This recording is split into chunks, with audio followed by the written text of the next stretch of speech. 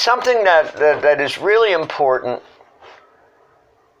to the film industry today, and to the film to cinema and cinema history, is the fact that after the fall of the studios, and in the late 50s, the big studios began trying to offload their product, quote unquote, and their product are hundreds and hundreds of films that they'd have to store.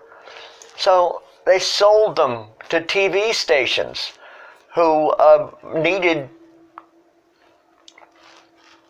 less cheap, okay, who needed cheap programming for the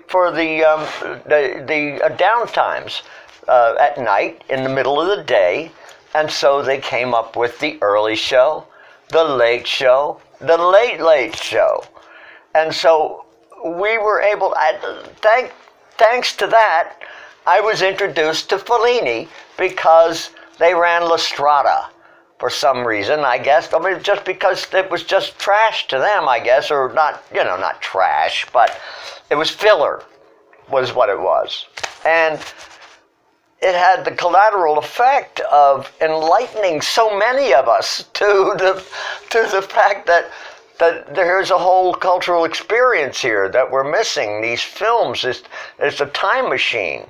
The films became a time machine, and they led us into the world of films, and made us want to see more films. And they were, I'm sure, they were one of the driving forces behind the revival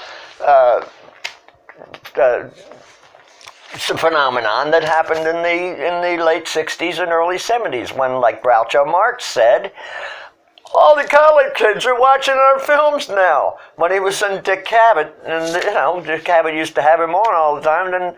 But when he first started having him on, he would say, "Yeah, wow, I've noticed that we've become popular again," and that's exactly right. And because of TV, and because of those early shows, and late shows that we stayed up and went into altered states, being mesmerized late at night, half asleep, just being bombarded by these these signals from outer space, but what they were in reality were from time itself. They were a time machine, because that's what films are. That's what photography is, for God's sake.